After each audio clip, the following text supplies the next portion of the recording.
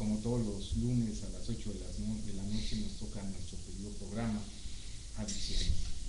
Como siempre, nuestro invitado permanente, el licenciado Ramón Vilar, a quien le doy la más cordial bienvenida. ¿Cómo estás? Y el día de hoy vamos a tocar un tema que nos han estado pidiendo las personas que nos hacen el favor de vernos, que es relativo a que en ciertas situaciones, porque existen personas que de la misma familia, del mismo entorno social, la misma educación, principios, valores, algún miembro de la familia, de los hermanos, tienen el problema de adicciones y los otros pueden controlar fácilmente ya sea la ingesta alcohólica o alguna, o más bien no tienen otra sustancia y llegan a tomar alcohol o vino y no tienen ningún problema de adicción.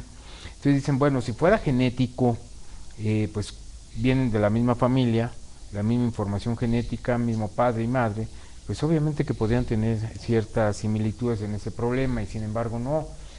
Si fuera social, me preguntan, pues tienen las mismas escuelas, los mismos maestros, las mismas amistades, el mismo entorno social, trabajos similares, incluso una familia que nos llamó profesionistas y sin embargo uno de los miembros de la familia sí tiene problema de adicción y los otros no. Entonces dicen, bueno, ¿a qué obedece eso? Porque en programas anteriores habías comentado de todo el funcionamiento neuronal y todo el problema fisiológico que se da y me dice, bueno, ¿cómo puede ser posible que personas que tienen esas afinidades, uno tenga problema de adicciones y otros puedan controlar totalmente la bebida porque no tienen otro problema más que la bebida, al menos la familia que nos llamó? Entonces sí quisiera que tú nos aclararas desde el punto de vista de la psicología, desde el punto de vista sociológico, ¿a qué puede obedecer esto? Bueno, en lugar de aclarar las dudas se las voy a hacer más grandes. Estaba pensando ahorita que te oía hablar en el caso del opio en China, ¿sí? O sea, la guerra del opio que todos conocemos, llegaron los ingleses y les hicieron consumir opio, a fuerzas fumar opio, a fuerzas a los chinos, a todos los chinos, y sin embargo no todos los chinos se volvieron adictos al opio. A todos los chinos. A todos los chinos que... Cantidad tremenda de opio. Sí, ¿no? Y por eso fue la guerra, imagínate cantidad tremenda de negocio que era eso, ¿no? Sí, y sin embargo no todos los chinos se volvieron opiómanos, ni mucho menos. Sí es un problema de genética y vamos a ver qué es esto. ¿Sí? Es decir, ¿qué es la genética? La genética es la información, el gen es la información que se tiene como especie y como raza acumulada, ¿sí? Y esta se acumula en los cromosomas. Tenemos 23 pares de cromosomas, 23 dados por la madre y 23 dados por el padre. Por el padre, así es. ¿Sí? Que se combinan en sí. Para formar el nuevo ser. Para formar el nuevo ser. Y ahí queda toda la información. Lo importante es cómo se combinaron esos cromosomas. ¿Sí? Y así encontramos desde problemas genéticos, una malformación de nacimiento, por ejemplo la espina bífida es un problema genético, sin embargo no es un problema hereditario. ¿Por qué? Porque es mala formación del feto en el útero, en el vientre de la madre, que lo que trae es generalmente es por la falta de ácido fólico, ¿sí? Y que hace que el feto se pega a las paredes del útero, ¿sí? Y entonces en la parte que se pega no se cierra la columna vertebral del feto y esto le llamamos espina bífida porque se bifurca sí, este es un mal genético y no es un mal hereditario, por lo tanto es mal genético más no hereditario. No hereditario, ¿sí? Hay una mala formación de los genes pero no es hereditario. Okay. ¿Sí? Y así hay muchas enfermedades, ¿sí? Cuando hablamos que unas gentes sí son propensas a la adicción y otras no, es porque hay gentes más vulnerables a las sustancias, ¿sí? que producen. Tenemos, no me voy a complicar mucho en explicar neurológicamente las cosas, pero tenemos un cerebro que tiene un sistema de recompensa, un sistema de motivación-recompensa, ¿sí? Este sistema de recompensa está funcionando a través de una serie de sustancias que las conocemos como neurotransmisores, en las cuales está muy presente los cannabinoides, endocannabinoides, es decir, marihuanas producidas por el propio cerebro. Ah, caray, sí. ¿Sí? Opioides producidos por el opioides producidos por el propio cerebro, es decir, las sustancias psicotrópicas, y por eso son psicotrópicas, es que el mismo cerebro las produce, y las produce para darnos ciertas sensaciones de placer. Entonces, a ese sistema de recompensa que estoy llamando también se le llama el sistema hedónico.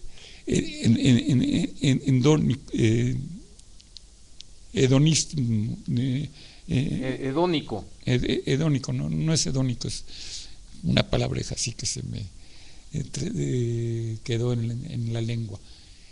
Este sistema se echa a andar a través de estas sustancias, de estos neurotransmisores. Que secreta el propio cerebro. Que cerebra el propio cerebro. Si el comer, el tener relaciones sexuales, el encontrarme con la amada deseada, me provoca estas sustancias de placer, y es un placer natural, ¿sí? Las sustancias psicotrópicas me producen neurotransmisores falsos, pero que en el momento que el cerebro lo recibe, sienten gran placer, sienten como si fueran verdaderos. ¿Sí? Esto lo tienen todos los seres humanos, es decir, nadie que beba alcohol no va a producir los efectos del alcohol, nadie que fume marihuana le van a producir los efectos de la marihuana. Hay ciertos casos también como prevención en que el organismo rechaza esas sustancias, ¿sí? Creo que, por ejemplo, con la nicotina, todos los que empezamos a fumar una vez en nuestra vida sentimos a la nicotina como algo que nos da de rechazo. Así es. ¿Sí? Sin embargo, por sentirnos muy hombres, empezamos con el hábito. Con el hábito hasta que nos creamos placer. La nicotina te produce el placer. Las sustancias más fuertes, con adicciones más fuertes como la nicotina o la heroína, hay un rechazo instintivo del organismo. Sin embargo, son sustancias que crean más placer que otras, ¿sí? Todas nuestras neuronas tienen dos partecitas, una que recibe a la sustancia y otra que suelta la sustancia, y así generamos ideas, ¿sí? Además del sistema de placer que todos tenemos un sistema de miedo y de ansiedad, ¿sí? Que son las amígdalas y el hipotálamo, por los cuales sentimos miedo y sentimos ansiedad, que es como la contraparte, ¿sí? Del placer. Cuando yo siento placer porque veo a mi nieta que quiero mucho, cuando la dejo de ver no siento el bajón de este placer, llego a un estado normal, ¿sí? Solo que supiera que le pasara algo malo, ella entraría en otro mecanismo cerebral. Sin embargo, cuando las sustancias faltan al cerebro, ¿sí? Hay un rebote, y los cerebros más adictivos, o los cerebros adictivos, tienen más síndrome de abstinencia y empiezan a sentir miedo. Es decir, todo adicto es alguien que tiene un sistema de ansiedad y de miedo más grande que una gente normal, producido cerebralmente esto, ¿sí? Y encuentra que ese miedo y esa ansiedad, en el momento de que entra la sustancia de preferencia, ¿sí?, desaparece y hay gran placer, ¿sí? Cuando falta la sustancia hay más miedo, ¿sí? Su cerebro para el placer ya volvió más tolerante y necesita más sustancia, y esto es lo que empieza a generar el círculo, la adicción, vicioso de la adicción, ¿sí? No sé si está más o menos a ver, explicado. para explicarle a nuestro público, nuestro propio cerebro va a secretar sustancias. ¿Hablas de opiáceas? Vamos a hablar bueno, sustancias en general. Esas sustancias nos van a producir cierto placer. Eso es algo fisiológico, normal, del funcionamiento de nuestro sistema nervioso y concretamente del cerebro. Al secretar o a segregar estas sustancias, los neurotransmisores empiezan a darle un cierto confort, un cierto placer a la persona. Eso es totalmente natural. Cuando empieza mi sistema a demandarme, porque no sé, ahí sí tú nos vas a ilustrar después, si hay alguna deficiencia de secreción de esta sustancia del cerebro, o yo al meterme alguna sustancia va siendo mayor la tolerancia de mi cerebro, ya no hay rechazo y empieza a experimentar placer. Cuando empieza a faltar esa sustancia y yo empiezo a sentir los miedos y la ansiedad, entonces busco la sustancia para que me vuelva a producir placer. Y en esa medida yo me voy haciendo adicto a esa sustancia. En primer lugar, para que desaparezcan los miedos, para que desaparezcan las ansiedades, y después para que mi propio sistema nervioso empiece a transmitir ese placer. ¿Estoy en lo correcto? Más o menos. Yo lo quisiera enfocar de esta manera. El adicto es alguien que está sintiendo más ansiedad y más miedo que la gente normal, ¿sí? Y que a través de la ingesta de la sustancia, alcohol, droga, o la droga que sea, logra calmar ese pánico, ese miedo, ¿sí? Esa ansiedad, y siente al mismo tiempo más placer, ¿sí? Cuando falta esa sustancia, el miedo es mayor, ¿sí? Aquí encontramos esto en la gente genéticamente hecha para la adicción, ¿sí? Sin embargo, la educación, la conducta, el trato, ya la educación en el sentido totalmente amplio, sí, ¿sí? Claro. La falta de cariño, etcétera, etcétera, generan situaciones estresantes y que producen miedo al individuo, ¿sí? Entonces, esto sí lo estamos haciendo proclive al alcohol, aunque genéticamente no lo sea, ¿sí? Esto nos lleva también al mismo tiempo en que muchas veces las campañas que buscamos de prevención o de tratamiento están basadas en el miedo, en decirle al adicto es que si te portas mal vas a ir a la cárcel, o la religión, si te portas mal te vas a ir al infierno. El adicto antes y después de la droga está viviendo en un infierno y en una cárcel. O sea que la misma sociedad encajona a la persona que tiene un problema de adicción incrementando los miedos. O sea, yo ya tengo un problema. Yo tengo ya el problema de que tomo alcohol y voy con mi madre, si fuera joven, o con mi esposa, me dice, si sigues tomando así, me divorcio. Si sigues tomando así, vas a terminar en la cárcel, o vas a terminar en un hospital psiquiátrico, o vas a terminar en un hospital porque ya te accidentaste, o vas a terminar solo porque nosotros nos vamos, no podemos soportar la vida que nos das. Entonces, en lugar de ayudar a la persona que tiene el problema de adicción, le va a proporcionar más miedo, y eso va a hacer que como consecuencia tenga la necesidad de volver a tener la droga para apaciguar ese miedo y para calmar esa ansiedad. Eso es más o menos lo que nos quieres decir. Más o menos. Estás tocando el caso del alcohólico. Uh-huh. El alcohólico generalmente está bebiendo porque se siente solo. Solo. Si lo acusan de que se va a quedar solo, le están diciendo, él está diciendo, pues ya estoy solo, ¿sí? Es decir, más solo de lo que estoy no puedo estar, ¿sí? Entonces, eso no puede ser un motivador para que deje de tomar, ¿sí? Eso lo está evidenciando más a que siga tomando, ¿sí? Porque justamente lo toma para huir de esa soledad, ¿sí? Sí, pero bueno, retomando la pregunta que nos hacía un favor de hacernos, es una familia que es una familia unida, no tienen un problema de familia disfuncional, se juntan los hermanos con los padres, etcétera. ¿Por qué ese sentimiento de soledad de uno en relación con los demás que se sienten integrados al grupo humano? A ver, ¿por qué un hijo puede nacer con déficit de atención y lo entendemos? ¿O por qué se dan muchos trastornos mentales en familias normales? ¿Sí? Bueno, la adicción es una de tantas enfermedades más en esas familias que me estás hablando. Ajá. ¿Sí?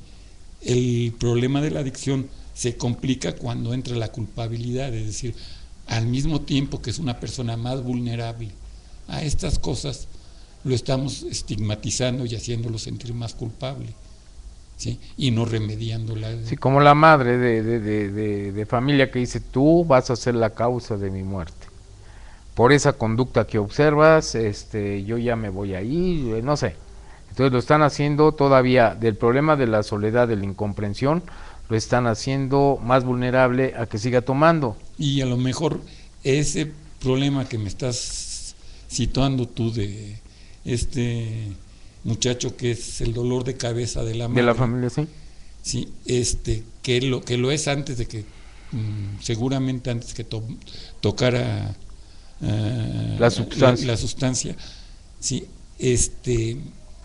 en chico a lo mejor está haciendo el chivo expiatorio de la familia, ¿sí? A mí me decía un paciente con problemas de adicción, cuando se caía un plato en mi casa decían, Jorge ya rompió el plato, ¿sí? Aunque Jorge no estuviera en la casa, ¿me entiendes? O sea, lo necesitaban en la casa para que todo lo que estuviera mal lo hubiera hecho Jorge. Él funcionaba como chivo expiatorio de la familia, ¿sí? Ante este orden de la familia, también él buscó la sustancia que se consumía ilegal como la forma de transgresión mayor a la familia. Y él me decía, no, lo que pasa es que antes si rompía un plato se podían meter conmigo. Cuando vi que me metía X cosa, y a mi familia se quedaba paralizada. El mundo de la adicción era su propio mundo. O sea, se sustraía del mundo real, se sustraía de todo lo que le imputaban a él y hasta ya le tenían cierto temor. Y era donde ya se paralizaba la familia. Ya no lo agredían. Entonces, esto es como las familias están haciendo más adicto al adicto. Esto es. ¿Sí? No estoy diciendo que se le apapache. Claro. ¿Sí? Estoy diciendo que el problema, a ver, no creo que haya un chico de 15 años que no vaya a una fiesta y no beba. Claro. ¿Sí? Bueno, no de 15 porque no puede, de 18. Ojalá fuera de 18. La realidad es que desde los 12 años ya están tomando. Se está tomando. ¿Sí? El problema es que viendo la manera en que toman, ¿sí? También cuentos que yo he visto de pacientes, chicos que se emborracharon a los 15 años, de un grupo de 4 o 3 se emborracharon a los 15 años en una fiesta, y 2 de ellos no quisieron volver a beber hasta los 6 meses o 7 meses, y ya bebieron con mucho cuidado porque no les gustó ni las consecuencias ni lo que había repercutido en su casa. Claro. Sin embargo, uno que a lo mejor fue al que más castigaron, fue el que siguió bebiendo constantemente, a pesar de haber recibido una reprimenda mayor que los otros, ¿sí? Era un cerebro vulnerable a esto. Y esto debe servir como llamada de atención de esta vulnerabilidad, y independientemente que no consuma más o siga consumiendo, es un ser humano que está sufriendo, ¿sí? Porque está teniendo picos emocionales mucho más fuertes que los demás miembros de la familia. Miembros de la familia y de la sociedad. A ver, como psicólogo, ¿tú qué harías o tú qué le recomiendas a nuestro teleauditorio? Si tienen 3 hijos de los cuales han tomado, ya es uno el que se distingue por su adicción, por ya que tiene una problemática, ¿tú qué les recomiendas? ¿Qué tienen que hacer? Porque aquí lo tratamos de un punto de vista muy fácil. Bueno, hay que ponerle más atención, no hay que reprimirlo de esa manera, hay que hablar con él. ¿Qué se le dice? ¿Cómo se le vigila? ¿Cuál es la labor de la familia cuando se da cuenta que uno de los miembros de la familia, que uno de los hijos empieza a tener ciertos problemas ya con el alcohol? Vamos a hablar de alcohol. A ver, primero yo siento que las familias son las últimas en reconocer el problema, ¿sí? ¿Qué te quiero decir? Que hay un mecanismo de negación de la propia familia, ¿sí?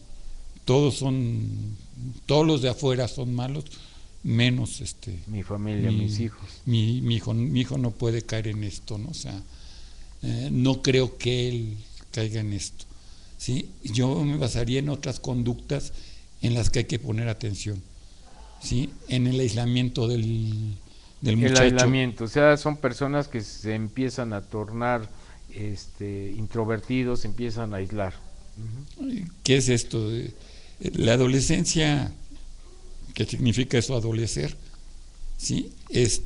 Trae como primer caso la rebeldía ante los padres, ¿sí? Los padres que fueron así como lo máximo para el chico, o sea, que querían ser como su padre, que la madre era lo mejor, etcétera. O como la madre también, porque ahora también el problema de las adicciones se ha incrementado en la mujer. Sí, no, pero estoy hablando en términos generales. El chico que se identificaba, que quería ser como el padre y admiraba a la madre, o la chica que quería ser como la madre y admiraba al padre, ¿sí? Eso llega hasta los 11, 12 años y después empieza una rebeldía, ¿sí? Y este muchacho va a querer ser igual a sus pares, es decir, a otros muchachos de su edad. Y ya los padres están equivocados, ya no te metas conmigo, etcétera, etcétera. Ya tu educación ya pasó de moda. Esa rebeldía, me contaba un paciente, padre, no adicto, pero en consulta, que su niño de 5 años vive a 4 cuadras de la escuela y fue por él caminando, ¿sí? Y el niño de 5 o 6 años le dijo: oye, papá, ¿no traes coche? No, vámonos caminando. Se caminaba en tus tiempos, en mis tiempos se va en coche, ¿no? Le dice el niño. Entonces, bueno, esto de los tiempos, hasta ya a los 5 años ya empiezan lo dicen los niños ahorita. Es esto de no quiero niego los valores del padre. ¿Qué es lo que pasa en esta etapa? Antes de esa etapa el niño necesita y valora los valores de su casa porque es de su mundo, ¿sí?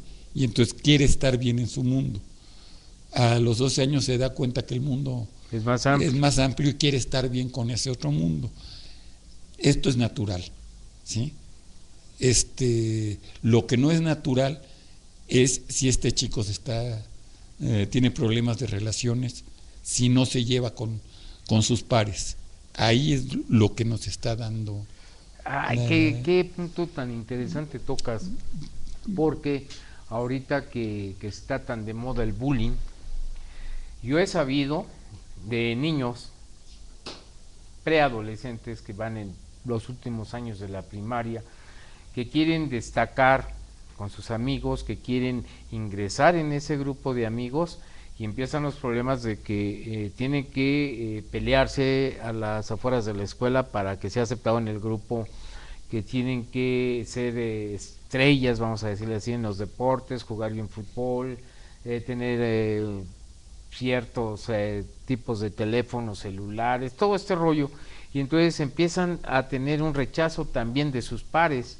Dicen, no, no, con él no te juntes porque no es bueno en los deportes, con él no te juntes porque se lleva mejor con las niñas y es niña, con él no te juntes porque sus papás no tienen la misma capacidad económica que los tuyos y no trae celular o trae un celular muy viejito, no te juntes. Entonces el niño empieza a sentirse rechazado con el grupo de sus pares.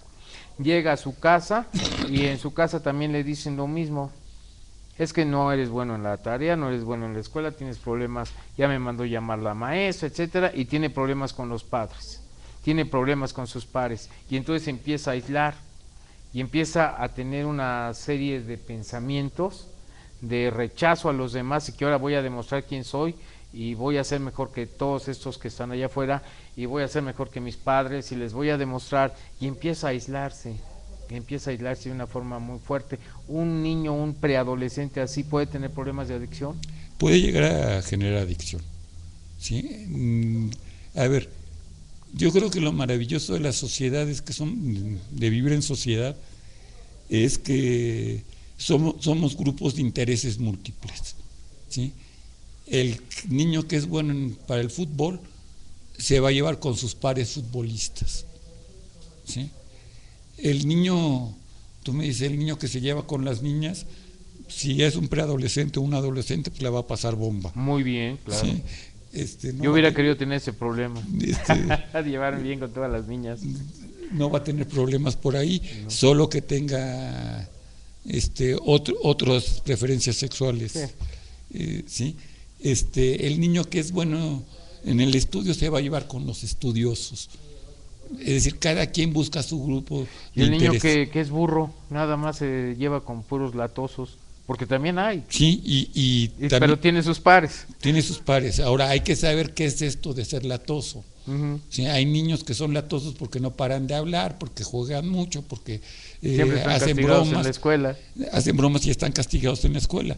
Pero hay otros niños que se roban las tortas de los otros, que o le pegan al otro. O le pegan al otro, y entonces ahí hay un problema de bullying. O sea, hay que diferenciar entre unas cosas y otras, ¿no? O sea,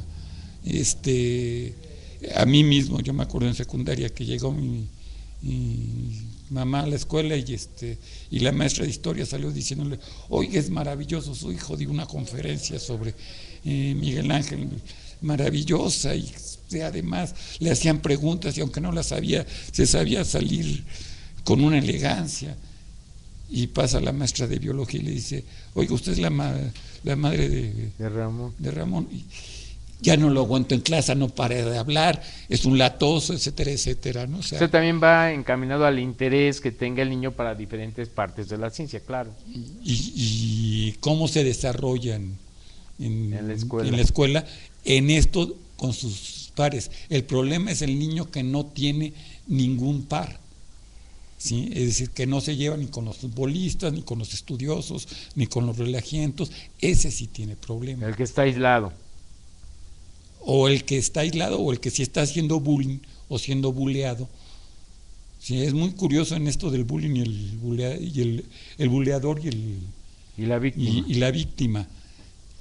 Generalmente hay niños víctimas, ¿sí? Y pueden tener serios problemas de adicciones, ¿sí? ¿Por qué? Porque son niños en que los otros intuyen que es fácil abusar de ellos y que no van a responder, ¿sí? Un niño normal va a buscar cómo responder, hablándole a sus padres, peleándose fuera de la escuela, hablando con los maestros, va a encontrar mecanismos de defensa, ¿sí? Otro paciente mío que es excelente componiendo canciones, las aprendió a componer haciéndole canciones a los que lo buleaban, ¿sí? Canciones de sátiras, y se burlaban todos de los otros cantando las canciones, Entonces lo empezaron a defender. Él, es decir, él buscó su mecanismo de defensa. La habilidad ¿qué tengo yo que me asegure o que me garantice que puedo defenderme de los demás? Es que esto que comentas es muy interesante y puede tener consecuencias en toda la vida de un ser humano. Este muchacho que tú me comentas, bueno, como quiera, a través de una de sus capacidades, que era la composición y la música. Es un gran compositor, ¿eh? Sí, me imagino. Era la manera como él se defendía. Habían otros que a lo mejor así que trataban de ser víctimas de bullying y se agarraban a golpes y a lo mejor hacía que se respetaran. Habían otros que eran víctimas de bullying pero eran estudiosos y a lo mejor en el examen todo le preguntaban y era el importante.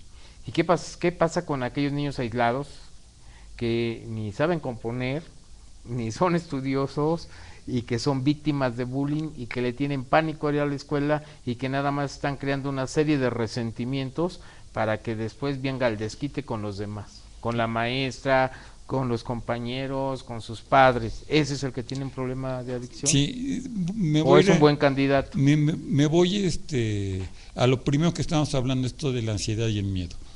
¿Sí? Nuestro mecanismo de miedo es un mecanismo de defensa, ¿sí? Que va a crear habilidades para defendernos. Y el mecanismo más primario, el reptiloide y los reptiles. El reptiloide, sí, claro. ¿Sí? Aprenden o a huir o a defender o a atacar. ¿Sí? Son sus mecanismos, no tiene otras alternativas. El ser humano tiene otras alternativas, pero están basadas en las mismas. ¿Sí? Y cada uno va creando sus propios mecanismos de defensa. El niño que sabe hablarle a los maestros para decir está pasando esto y lo logra parar, ¿sí? Los compañeritos le pueden decir es un mariquita, etcétera, etcétera. Chismoso. Pero logró su objetivo. Logró su objetivo. Después se irá a ser político. Así es. Va a resolver problemas a través de la conciliación. Pues qué interesante, ¿no? O sea, desde dónde podemos nosotros darnos cuenta de que alguno de nuestros hijos puede tener a futuro un problema de adicción. Yo creo, Ramón, que el tema está muy interesante como para que podamos en un segundo programa ya darle una respuesta concreta a las personas que nos han preguntado sobre este particular. Y hoy pues tenemos que despedirnos, no sin antes recordarles las actividades que se tienen aquí en la Casa de Gestión del diputado Jorge Gaviño. Salud visual, martes de 12 a 5 de la tarde. Salud dental, lunes, martes y jueves de 3 a 6 de la tarde. Taekwondo, lunes, miércoles y viernes de 4 a 6 de la tarde. Taebo, jueves y viernes de 9 a 10 de la mañana. Zumba, miércoles de 10 a 11 de la mañana. Aquí me ponen que también de 10:30 a 11:30. Guitarra, lunes de 4 a 6 de la tarde. Curso de arreglo floral, diseño de flores, son los miércoles de 4 a 5 de la tarde. Curso de automaquillaje y diseño de imagen los lunes de 10:30 a 2 de la tarde. Asesoría en materia de inmuebles, previa cita, si ustedes nos llaman a los teléfonos 6386-7630 y asesoría jurídica, orientación y gestiones ciudadanas, hora de lunes a viernes de 10 de la mañana a 7 de la tarde. Bolsa de trabajo, si ustedes ponen un correo electrónico en bolsa de trabajo jga@outlook.com. Repito, bolsa de trabajo jga@outlook.com.